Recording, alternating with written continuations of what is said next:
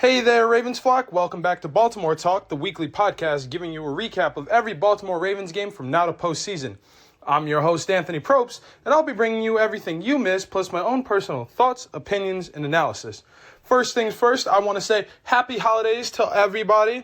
I know the Christmas season is now over and the holidays have passed, but I did want to tell everybody happy holidays, happy Kwanzaa, happy Hanukkah, and Merry Christmas to everybody, to whichever holiday you celebrate. And I hope everybody had a safe and a loving holiday season this year. And with that being said, let's get into the Week 16 contest against the Atlanta Falcons and our very own Baltimore Ravens. And man, did we finally have a game. And I don't want to say it was a great game. Well, actually, yes, I will. Because we finally did something. Something finally happened. It finally paid off. And we were able to take care of one beautiful little detail and had a very nice game on Sunday. And to get that, with that being said, I will tell everybody, as a lot of you know, Lamar Jackson still out, still injured. I hope he comes back this coming weekend, but we can't all be sure. We can't all 100% fact check. I know John Harbaugh has been saying that we're trying to keep him healthy, that they're trying to keep him healthy, not trying to rush his recovery, because with the knee sprain, it is definitely difficult. But hopefully he will be back soon. And with all that being said, let's dive right into the opening coin toss here, which we did win. And just like a few weeks ago, we elected to receive. And I can't fault anybody. I can't say anything. My personal standpoint, as you all know, I always choose to defer because we never know how that first half is going to go. But to each his own. And this happens to be one of those times. So, first play of the game here, after we do opening kickoff, it is 1st and 10. And our man, J.K. Dobbins, he gets the handoff from quarterback Tyler Huntley, still filling in for Lamar. He gets the handoff and gets a beautiful and swift run of 11 yards. First play of the game, and we're already making moves and getting those chains moving. On next play here, on 1st and 10, once again, it is an incomplete screen pass to Mark Andrews, unfortunately. Mark, he did get his time to shine a little bit on Sunday, so we will be hearing his name just a little bit, but with that, it is now 2nd and 10, and J.K. Dobbins, he gets another handoff, and he runs that for 4 yards. So now it's 3rd and 6, and Justice Hill, he gets a catch, but he is just short of the first down yards. So after a nice first down run by J.K. Dobbins and 3 quick but not very well put out plays, Baltimore is forced to punt for the first time today on Sunday. And it was a very cold Sunday, very dark Sunday. The sun went away and the shadows came out real quick. But now on the next play for Atlanta's first play of the drive, it is 1st and 10, and they get a handoff and a gain of 8. And then on the next play, it is 2nd and 2, and they end up only going a yard. Now on 3rd and 1, Atlanta quarterback Ryder, he ends up fumbling the ball, but they were able to recover it, and apologize for my mispronunciation. Sorry about that. It is Ritter. The quarterback for Atlanta is Ritter, not Ryder. I said that wrong. My fault. But he ends up fumbling that ball, forcing Atlanta to punt for the first time as well. So now it's 1-1 on punts. And now going back to Baltimore's side of the ball, 1st and 10, Tyler Huntley, he lobs it to our man, Sammy Watkins, who is back, baby. Let's go, Sammy Watkins. He's back in action, and he gets that for 40 yards. 40 yards, let me tell you. That was, oh man, it was a beautiful throw. He just lined up in the pocket, heaved it downfield for 40 yards to Sammy Watkins, and we were able to get that. So now it's 1st and goal here, and there was a loss of 3 as Mark, he tried to get the ball. They did a shovel pass to him, and he tried to get it, but he was still behind the line of scrimmage, and that was only for a loss of 3 yards. So now on 2nd and goal, Tyler Huntley, he ends up trying to keep it, and he ends up running up just a little bit. And then on the next play, same thing. He goes for a keeper, but he's dropped down at the 3-yard line on 3rd and goal, and he couldn't get very far. So, once again, stuck in the red zone curse. Justin Tucker comes out for a 21-yard field goal and makes it, putting the points up on the board 3-0 with 8:02 left in the first quarter. with us Baltimore Ravens striking first. And we have that problem oh so often with the red zone curse and not being able to score in the red zone. But I will give you a little spoilers. That is rectified today. And it is now 1st and 10 for Atlanta as they're back on their side of the ball. It is 1st and 10. Atlanta goes. They end up dropping the ball. And Ritter is sacked by a combo team of Roquan Smith and Matabike. And they were really double-teaming this quarterback the other day. I'm going to be honest with you guys. They were really getting their hands on him, really making plays, getting in the backfield. It was a stellar game on defense. I will not lie to you guys. So now it's 2nd and 10. Kyle Hamilton, our boy, he ends up swatting the ball down for no yards as it was a pass. He couldn't fully catch it, so he said, you know what, let me just slap that junk out of here. So he ends up slapping the ball down.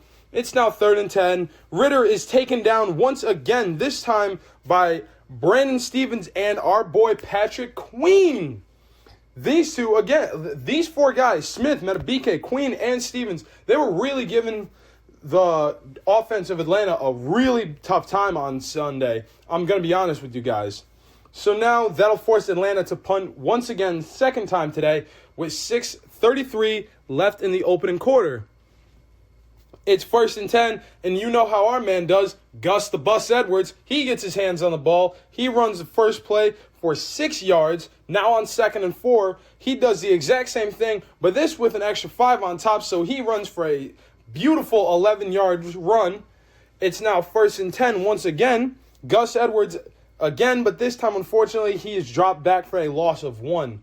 So now Tyler Huntley on 2nd and 11 ends up overthrowing his man, which unfortunately, that'll put us at a 3rd and 11. Then Isaiah Likely, he gets a quick toss, and that one was just a little too short of the first down. So now Justin Tucker has to try and put his leg strength to boot, and this one, unfortunately, in a windy 55-yard field goal. And I'm going to be honest, the direction of the wind and the direction they were facing, the wind was blowing way too hard, and he ends up having this kick blocked.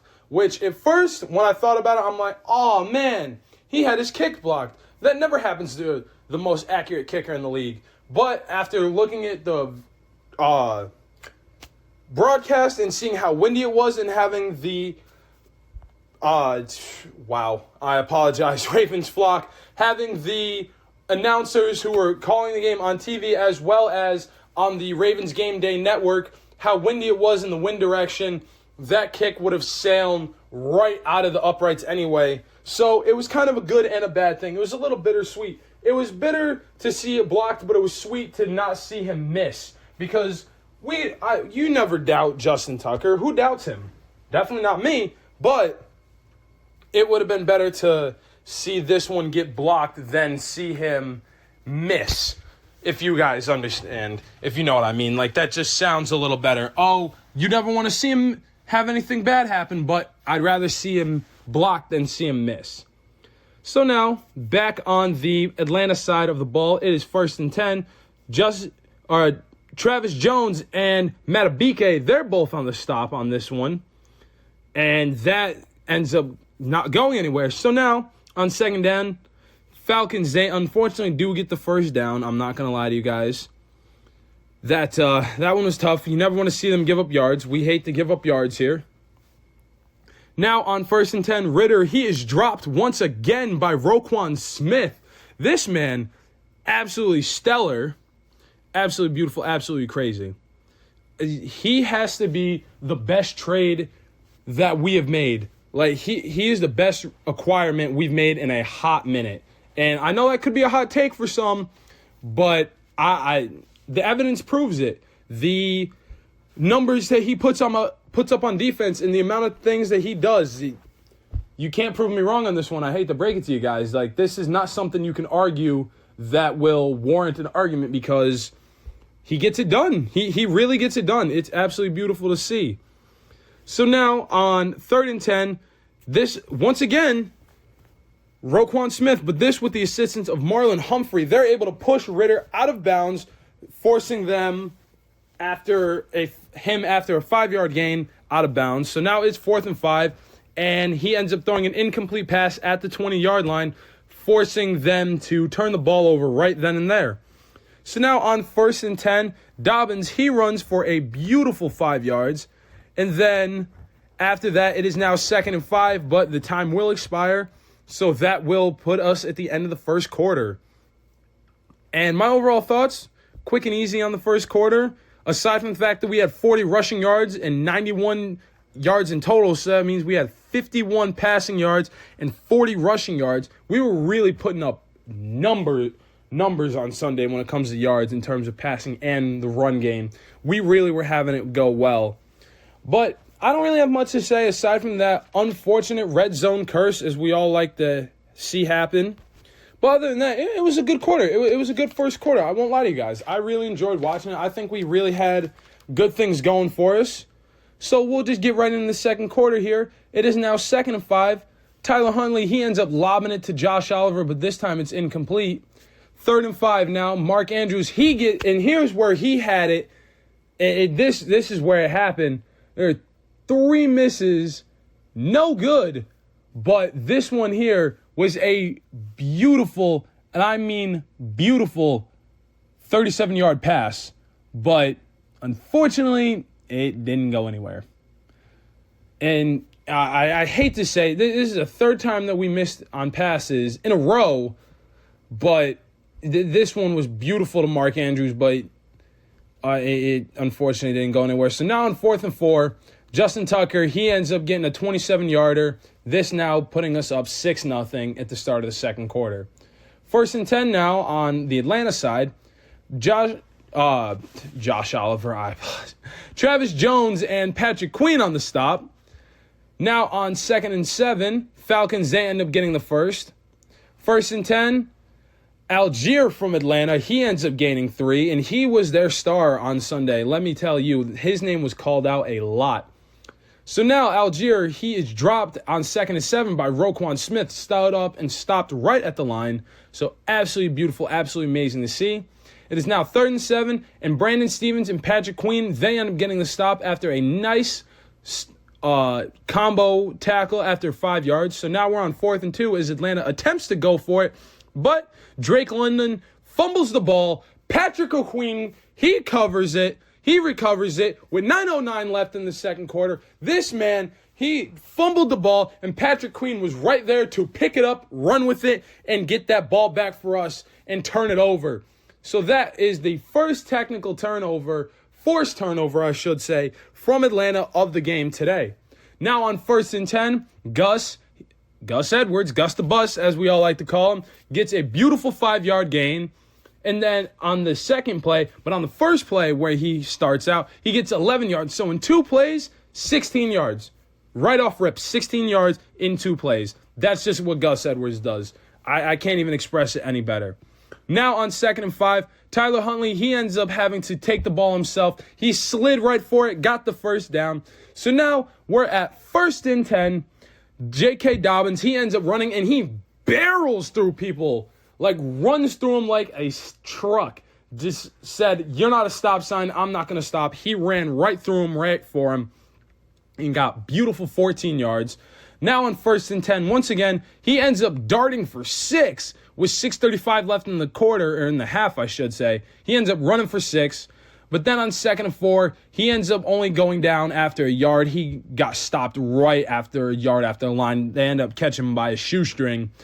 So now on 3rd and 3, Tyler Huntley again ends up having to take it himself after having the pocket collapse on him, and he ends up getting the first down once again. Now in the red zone, we're on 1st and goal. J.K. Dobbins, he goes for a yard, and then the Atlanta Falcons, they end up taking a timeout with 2:33 left in the half.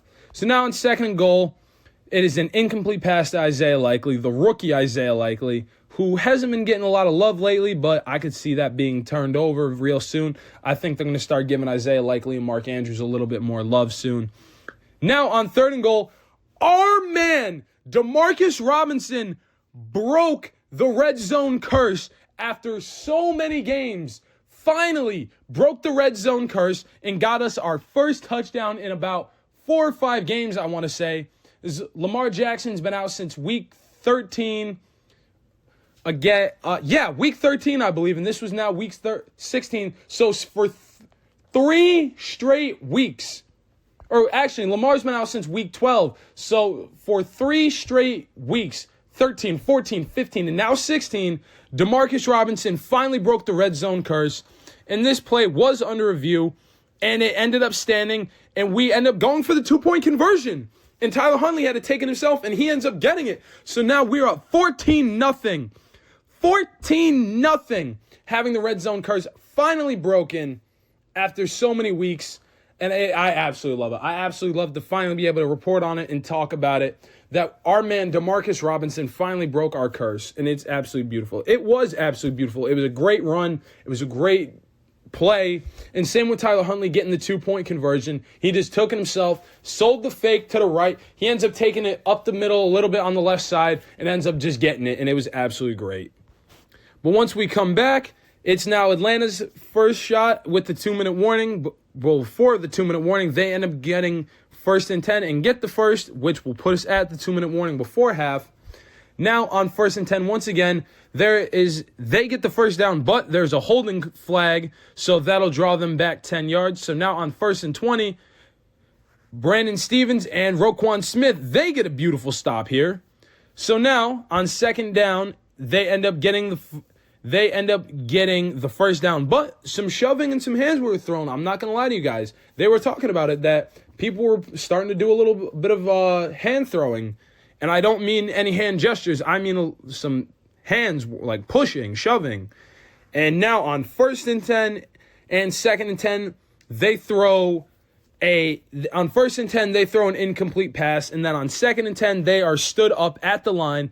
Now with Baltimore taking their first time out of the half, and with it now being 3rd down and 9, it is the Falcons throw, they get it caught, but it is incomplete because the gentleman's feet were out of bounds, and it almost got overturned, I'm not going to lie, but the booth had to look at it, and when he caught it, his heels, they were out of bounds. It was 1 foot, and it was a heel that was out of bounds, so he was not able to deem that. So now, on 1st and 10, or actually, no, I apologize. I'm reading my own notes wrong. They deemed it inbound, which made no sense. I was trying to sell to myself that involatile pain of reliving that very dumb call on the ref's part, because it definitely showed that he was not inbounds when he caught that ball. But again, I'm not in the NFL yet. I'm not an announcer. I'm not a referee yet. So when I make it, I'll be able to help everybody out with the Ravens flock and not let these very unfair calls go unpunished. Now on 1st and 10, Atlanta, they do get the 5-yard run, and after that, they end up taking their second timeout. So now on 2nd and 5, they not unfortunately, I should say. I meant for the next play, it's unfortunate. But on 2nd and 5, they end up throwing an incomplete pass. Now on 3rd and 5 is the unfortunate part because they end up converting. So now it's 1st and goal. They throw an incomplete because he had to throw it away. But we were saved with the same kind of penalty that messed us up a few weeks ago with intentional grounding. And I'm not going to lie to you guys, the Atlanta's coach was heated after that one. He was not very happy with that. He was very upset. It did not go his way. But now on 2nd and goal, the Falcons now, before their play, they end up taking their final time out of the half. And once they come back, they end up kicking the field goal, and it doinks right off the left upright and in, now making it 14-3 right going into halftime.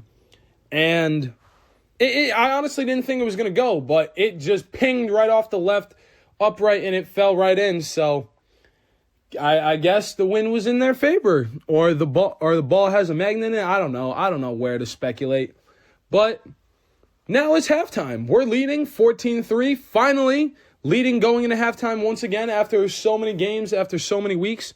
So it is so nice to see, so nice to talk about. But my honest opinion, I only have one note for halftime thoughts, and that is that we need better red zone execution. Honestly, that's all it really takes is even though we finally broke the red zone curse and got things done, we just need better red zone execution.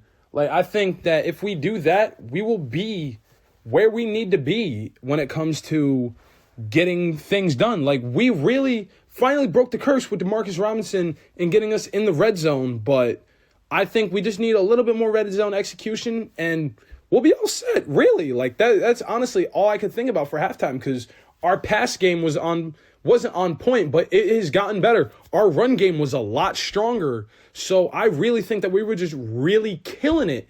But like I said, it's just the red zone execution that if we perk that up, we should be all set.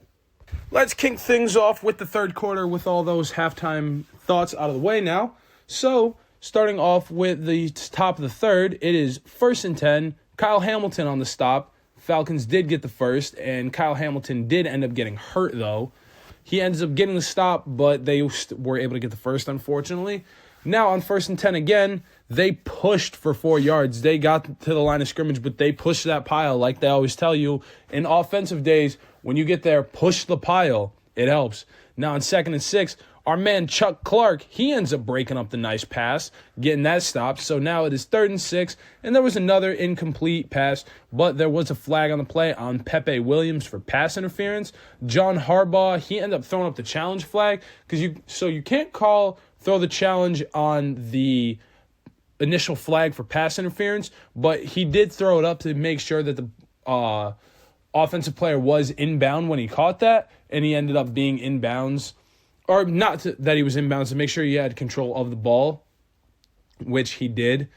And now we lost our challenge flag and a timeout. So now it is 1st and 10. Travis Jones on the nice stop after they only got a short yard. So now it is 2nd and 9. The ball is tipped, and it is incomplete. We ended up tipping the ball, and this was because of Kyle Hamilton, because he did come back after just these few short plays. He was shook a little bit, but he's good now.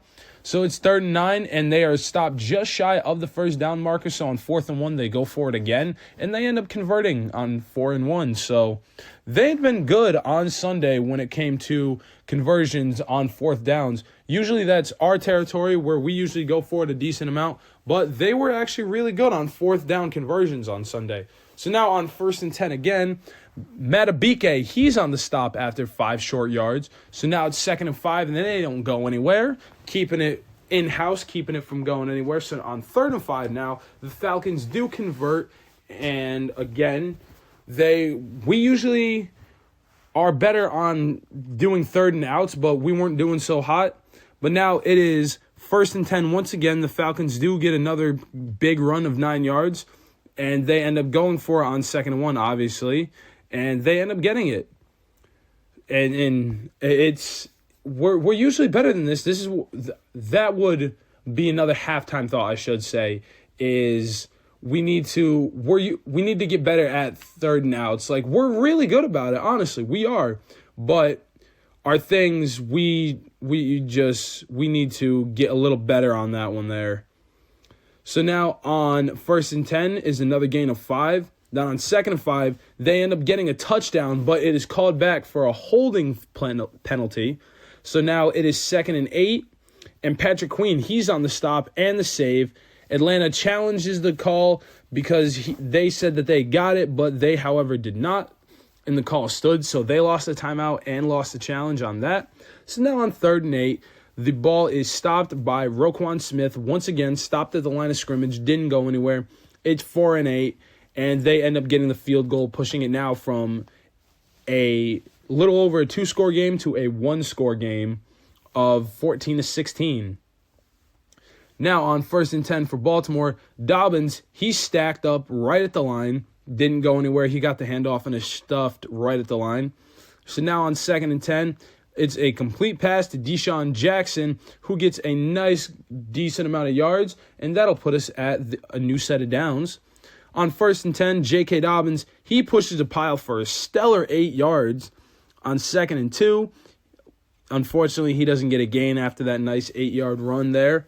So on 3rd and 2, Tyler Huntley ends up fumbling his own 40-yard line. Luckily, we were able to recover, and we are forced to punt the ball away for the third time today, I believe. I believe this is the second time that we had to do that today.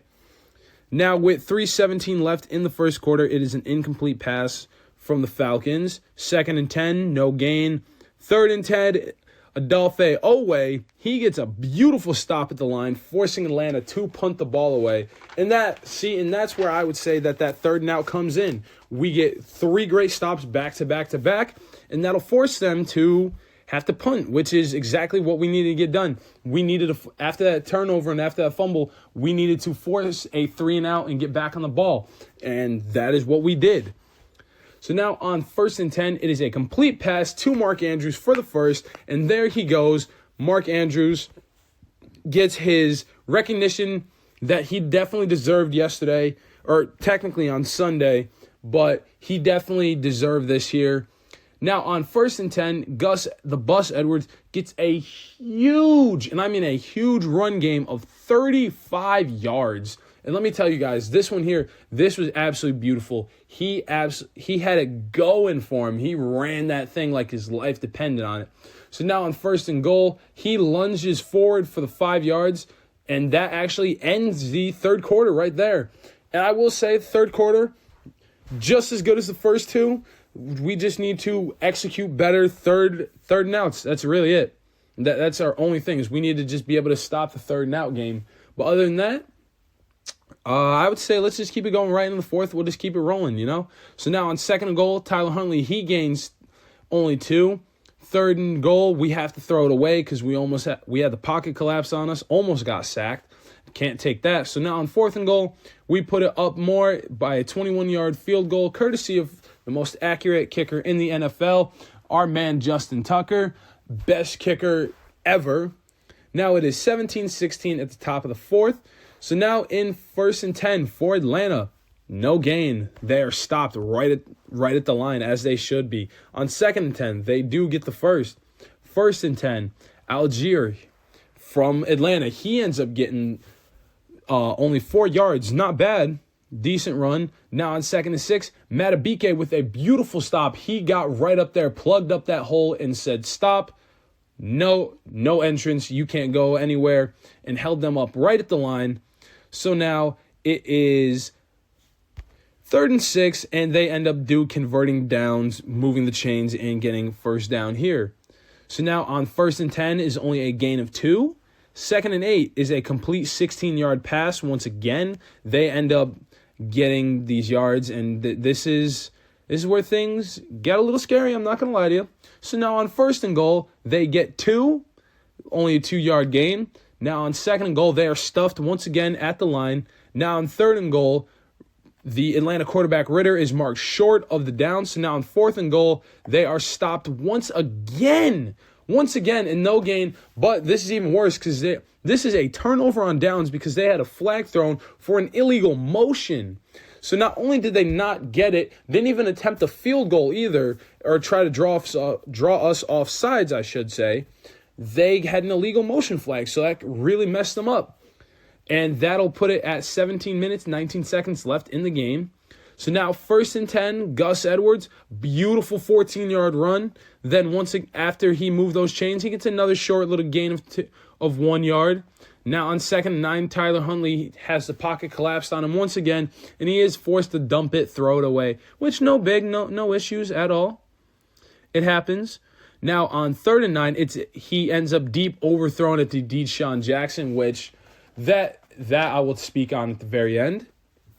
So we are forced to punt right after that, and that happens. We got 4:59 left in the game. It's 1st and 10 for Atlanta. They have a complete pass, but there is a holding flag on the center of all things, and that's not something you see every day. The centers, they don't get those holding flags, but this just happens to be one of those times where they got a holding flag.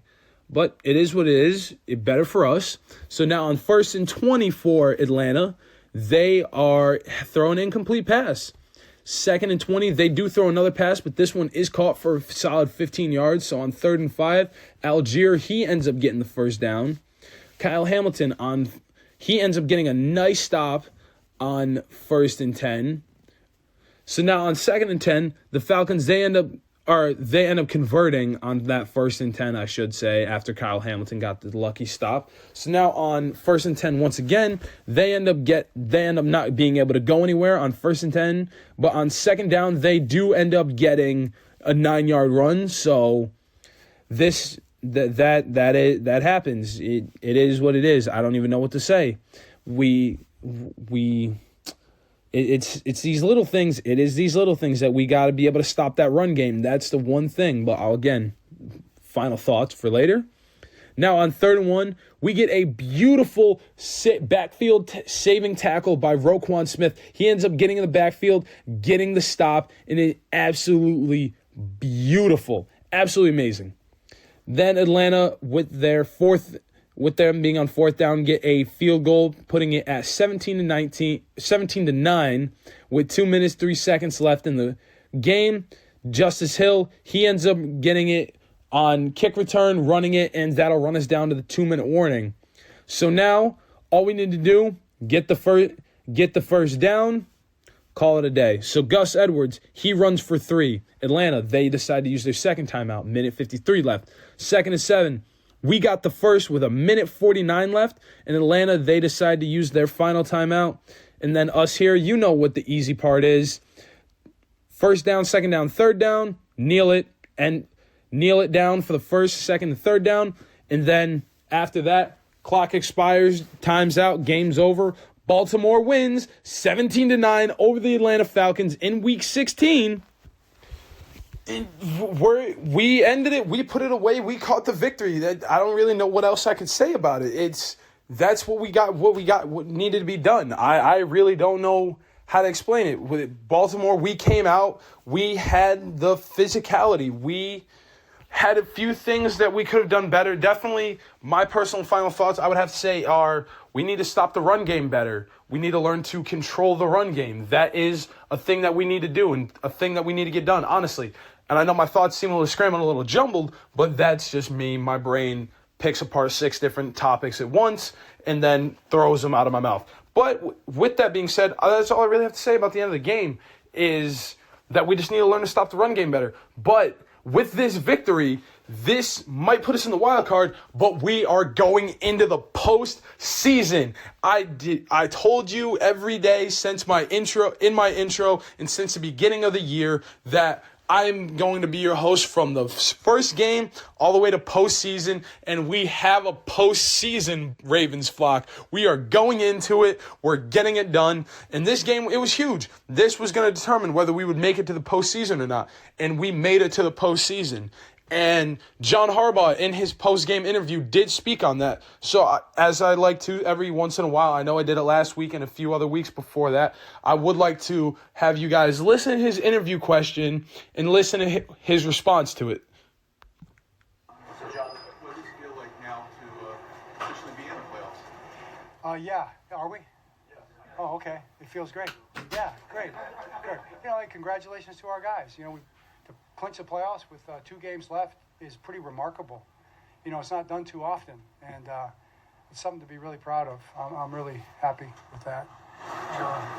They'll probably sink in tonight later. Hi, Mike Fast.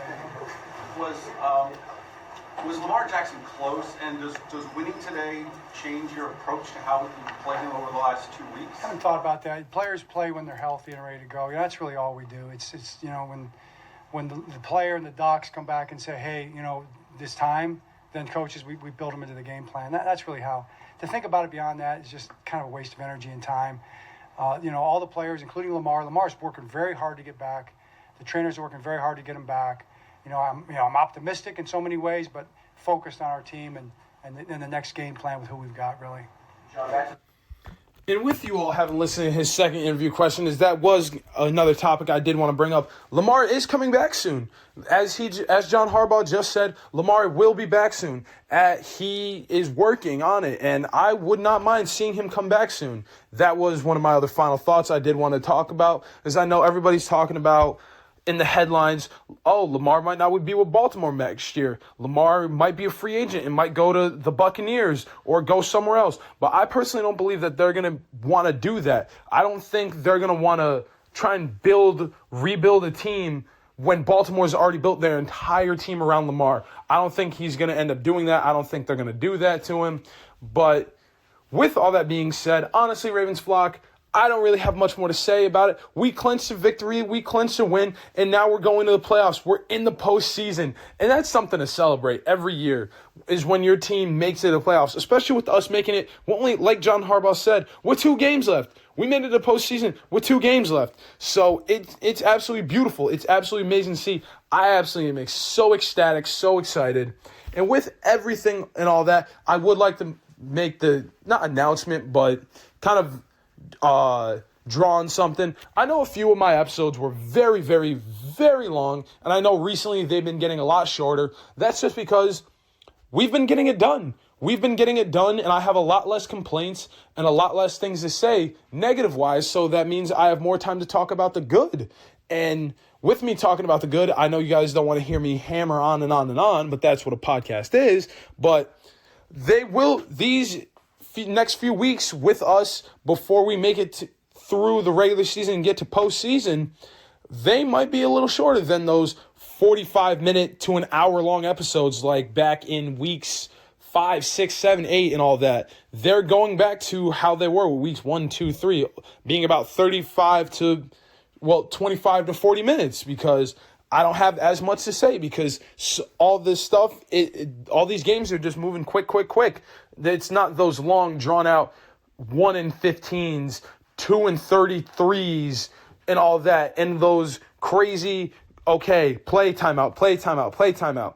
It's those quick games. Like, they're starting to run, I would honestly have to say, 2-minute drill faster and faster. They're going, okay, just play after play. And that's what makes for really good and exciting football. So I honestly will admit that these episodes until postseason, once we get through Steelers this weekend and Cincinnati next weekend, they will be relatively short episodes. This one's probably going to be end in just a moment, but I just did want to let everybody know that things might not be as long as you're used to, which I know for some that might be upsetting, because I know some people somehow like to hear me talk and like to go on and on. Others don't like the long episodes. So I just want to try to give everybody a little update and appeal to both sides of the spectrum. But with all that being said, our next game, which went from being this Sunday to now being on Sunday night, it got pushed back for some reason, but we will be playing Sunday night against the Pittsburgh Steelers back home at M&T Bank Stadium. So everybody, thank you once again for listening to another exciting episode of Baltimore Talk. I've been your host, Anthony Propst, saying goodbye.